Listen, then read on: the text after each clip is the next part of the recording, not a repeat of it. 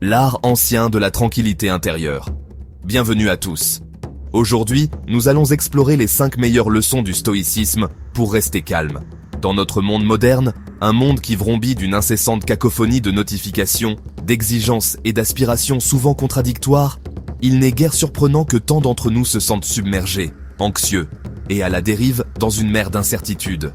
Nous cherchons frénétiquement des solutions, des remèdes rapides à ce malaise diffus, oubliant parfois que la sagesse la plus profonde et la plus pertinente nous vient souvent d'époques révolues, de penseurs qui ont confronté des angoisses humaines, étonnamment similaires aux nôtres, bien que dans des décors différents. Le stoïcisme, cette école de philosophie née dans l'Athènes antique il y a plus de 2 millénaires, nous offre précisément une telle source de réconfort et de guidance. Loin d'être une doctrine austère prônant la suppression des émotions, comme on le caricature parfois, le stoïcisme est en réalité une philosophie éminemment pratique. Un art de vivre qui nous enseigne comment cultiver la résilience, la clarté d'esprit et une paix intérieure durable face aux inévitables tempêtes de l'existence. Ces figures de proue, Épictète l'esclave affranchi, Sénèque le dramaturge et conseiller impérial, Marc Aurèle, l'empereur philosophe, nous ont légué un trésor de réflexion sur la manière de naviguer avec grâce et courage à travers les complexités de la condition humaine. Alors, comment ces enseignements millénaires peuvent-ils nous aider, ici et maintenant, à trouver un peu plus de sérénité dans nos vies trépidantes ? C'est ce que nous allons découvrir ensemble. Nous allons nous pencher sur 5 leçons fondamentales du stoïcisme, des principes qui, s'ils sont compris et appliqués avec diligence, peuvent transformer notre rapport au monde et, plus important encore, notre rapport à nous-mêmes. Il ne s'agit pas de formules magiques, mais d'invitations à une réflexion profonde et à un entraînement de l'esprit, pour que nous puissions, pas à pas, apprendre à rester calmes, même lorsque le chaos semble régner autour de nous. L'une des pierres angulaires de la pensée stoïcienne, et peut-être la plus immédiatement libératrice, est ce qu'Épictète appelait la dichotomie du contrôle. C'est une idée d'une simplicité désarmante, mais dont les implications sont profondes pour notre bien-être émotionnel.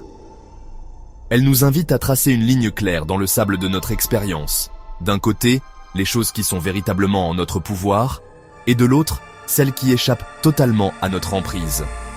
Une grande partie de notre anxiété, de notre frustration et de notre chagrin, nous disent les stoïciens, provient de notre incapacité chronique à faire cette distinction, ou de notre refus obstiné de l'accepter. Nous nous épuisons à vouloir modeler des réalités qui, par nature, ne se plient pas à notre volonté. Qu'est-ce qui, alors, dépend véritablement de nous ? Nos pensées, nos jugements, nos opinions, nos désirs, nos aversions, et plus fondamentalement, nos propres actions et nos choix. C'est notre monde intérieur, le royaume de notre volonté. Et qu'est-ce qui ne dépend pas de nous ? Pratiquement tout le reste, notre corps, sa santé, sa vieillesse, sa mort ultime, notre réputation, les actions des autres, les événements naturels, la richesse, le statut social. Ces éléments sont soumis aux caprices de la fortune, aux lois de la nature, aux volontés d'autrui. Tenter de les contrôler directement est non seulement futile, mais c'est aussi une source inépuisable de tourments. Imaginez la météo, nous pouvons souhaiter le soleil, mais nous ne pouvons pas l'ordonner. La véritable sagesse et la paix qui l'accompagnent naissent donc de la concentration de notre énergie et de notre attention exclusivement sur ce qui est en notre pouvoir. Accepter avec équanimité ce qui ne l'est pas, non pas par résignation passive, mais par une compréhension lucide des limites de notre influence. Cela ne signifie pas l'inaction face au monde extérieur, mais plutôt une action guidée par nos principes intérieurs, tout en étant détaché des résultats spécifiques. C'est apprendre à jouer le jeu de la vie, du mieux que nous pouvons, avec les cartes qui nous sont distribuées, sans nous plaindre de la donne. C'est là que réside une forme de liberté insoupçonnée. Il peut sembler étrange, voire un peu masochiste, de suggérer que pour trouver la tranquillité, nous devrions régulièrement contempler les pires scénarios. Pourtant, c'est précisément ce que les stoïciens préconisaient à travers une pratique qu'ils appelaient préméditatio malorum, ou la préméditation des maux.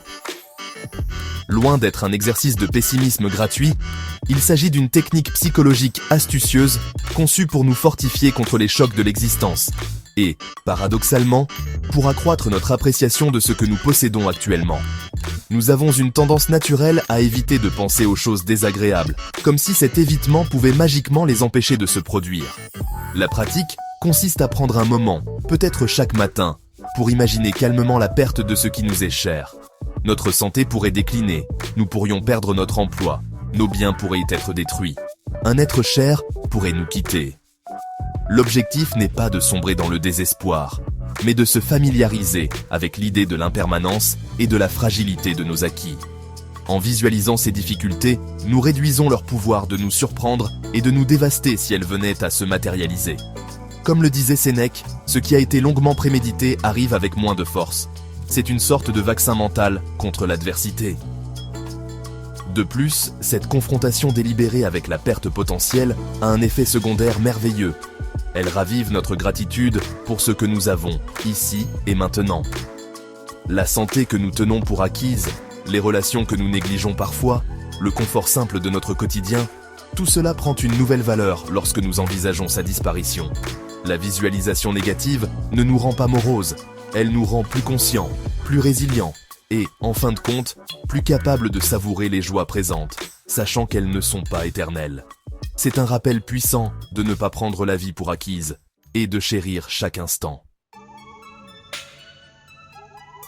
Dans notre société contemporaine, obsédée par les indicateurs externes de succès, la richesse, la célébrité, le pouvoir, la notion stoïcienne de la bonne vie peut sembler presque révolutionnaire. Pour les stoïciens, le véritable bien, la seule chose qui puisse garantir une existence épanouie et sereine, ne réside pas dans ses attributs extérieurs et fluctuants, mais dans la culture de la vertu intérieure. La vertu, dans ce contexte, se décline en 4 qualités cardinales. La sagesse, qui consiste à comprendre ce qui est bien, mal et indifférent. La justice, qui nous pousse à agir avec équité envers les autres. Le courage, qui nous aide à faire face à la peur et à la douleur avec fermeté. Et la tempérance, qui nous incite à modérer nos désirs et nos appétits. Les éléments extérieurs comme la santé, la richesse ou la réputation sont considérés comme des indifférents. Cela ne signifie pas qu'ils sont sans valeur, mais plutôt qu'ils ne sont ni bons ni mauvais en eux-mêmes. Ils peuvent être utilisés pour le bien ou pour le mal, selon la disposition morale de la personne qui les possède.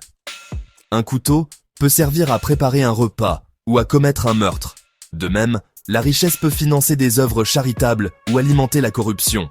Ce qui importe véritablement, c'est notre caractère, la qualité de nos intentions et de nos actions. C'est pourquoi le stoïcien se concentre avant tout sur son propre développement moral, sur le perfectionnement de son âme. Cette focalisation sur la vertu comme bien suprême offre une ancre incroyablement stable dans les eaux souvent tumultueuses de la vie. Si notre bonheur dépend des circonstances extérieures, nous serons constamment à la merci de la fortune, oscillant entre l'euphorie et le désespoir. Mais si notre sentiment de valeur et notre paix intérieure découlent de notre engagement à vivre vertueusement, alors nous possédons une source de contentement qui ne peut nous être enlevée par les aléas du sort. C'est un chemin exigeant, certes, qui demande une vigilance constante et un effort soutenu. Mais c'est un chemin qui mène à une forme de tranquillité profonde et authentique, celle qui vient de la certitude d'agir en accord avec notre nature rationnelle et sociale. Lorsque nous entendons le mot méditation aujourd'hui, nous imaginons souvent des pratiques visant à vider l'esprit ou à atteindre un état de conscience altéré. La méditation stoïcienne, bien que partageant l'objectif de la tranquillité mentale, adopte une approche plus discursive et réflexive. Il s'agit moins de faire le vide que de remplir son esprit de pensées justes et d'examiner attentivement ses propres actions et jugements.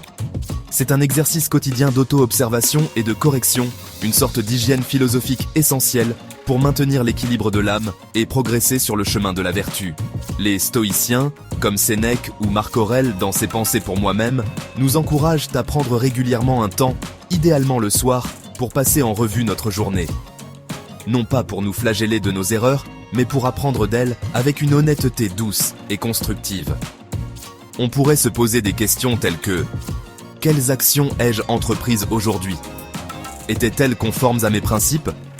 Ai-je succombé à la colère, à la peur ou à des désirs déraisonnables ? Qu'ai-je bien fait ? Et comment puis-je m'améliorer demain ? » Cet examen de conscience n'est pas un jugement sévère, mais un dialogue intérieur empreint de bienveillance et d'une volonté sincère de progresser. Cette pratique régulière de l'autoréflexion a de multiples bienfaits. Elle nous aide à identifier les schémas de pensée négatifs ou irrationnels qui perturbent notre paix.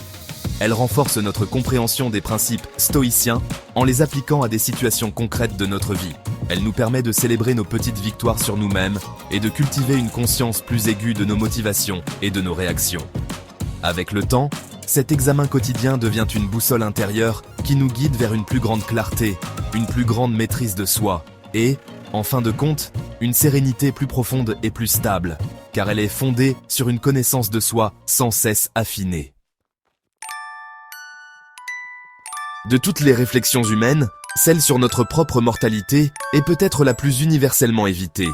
La pensée de la mort est souvent associée à la peur, à l'angoisse, à une tristesse insondable. Pourtant, pour les stoïciens, la contemplation de notre finitude, le fameux memento mori, souviens-toi que tu vas mourir, n'est pas une invitation à la morbidité, mais un outil puissant pour vivre une vie plus significative, plus urgente et, paradoxalement, plus joyeuse. Car c'est en prenant pleinement conscience de la brièveté et de la précarité de notre existence que nous pouvons commencer à en apprécier la véritable valeur. L'acceptation de la mort, non pas comme une défaite, mais comme une partie intégrante et inévitable de la nature, a le pouvoir de dissoudre de nombreuses anxiétés. La peur de mourir elle-même peut diminuer lorsque nous la regardons en face, la reconnaissant comme le destin commun de tous les êtres vivants. Mais plus important encore, la conscience de notre temps limité nous incite à réévaluer nos priorités. Face à l'horizon de notre propre fin, combien de nos soucis quotidiens, de nos ambitions futiles, de nos rancœurs persistantes conservent leur importance ? Très peu, en vérité. Cette perspective nous pousse à nous concentrer sur ce qui compte réellement. Ainsi, le memento mori n'est pas un appel au désespoir, mais un vibrant appel à l'action, vivre pleinement, ici et maintenant. Il nous encourage à ne pas remettre à plus tard l'expression de notre amour, la poursuite de nos idéaux les plus nobles, ou la simple appréciation des beautés du monde. Il nous invite à vivre chaque jour comme s'il pouvait être le dernier, non pas dans une frénésie hédoniste, mais avec une intentionnalité et une gratitude accrue. En se rappelant notre mortalité, nous apprenons à chérir la vie, à agir avec courage et vertu, et à trouver une forme de paix dans l'acceptation de notre passage éphémère sur cette terre. C'est peut-être la leçon la plus profonde pour rester calme, embrasser la totalité de notre condition humaine, y compris sa fin. Nous voilà au terme de notre exploration de ces 5 leçons stoïques, des phares de sagesse qui brillent à travers les siècles pour éclairer notre quête de calme et de sens. De la distinction cruciale entre ce que nous pouvons et ne pouvons pas contrôler, à la pratique courageuse de la visualisation négative, en passant par l'engagement envers une vie vertueuse, l'examen attentif de notre conscience et l'acceptation sereine de notre mortalité, le stoïcisme nous offre une panoplie d'outils remarquablement pertinents pour les défis de notre époque. Ces enseignements ne sont pas de simples curiosités intellectuelles, mais des invitations à une transformation intérieure. Intégrer cette philosophie dans le tissu de nos vies n'est pas l'affaire d'un jour. C'est un voyage continu, un entraînement de l'esprit qui demande patience, persévérance et une douce indulgence envers nos propres imperfections. Il y aura des moments où nous trébucherons, où les vieilles habitudes anxieuses reprendront le dessus. C'est naturel. L'important est de se relever, de se souvenir de ses principes et de tenter à nouveau, avec un peu plus de conscience chaque fois. Chaque petit pas vers une meilleure compréhension de soi et une plus grande maîtrise de nos réactions est une victoire en soi, nous rapprochant d'une tranquillité plus stable. Merci d'avoir regardé. Si vous avez trouvé ces leçons utiles, n'oubliez pas de liker et de vous abonner pour plus de contenu inspirant. Puissiez-vous trouver dans ces anciennes sagesses la force et la sérénité nécessaires pour naviguer avec grâce dans les complexités de votre propre existence. Et rappelez-vous, la quête de la tranquillité est peut-être l'une des aventures les plus nobles et les plus enrichissantes que nous puissions entreprendre.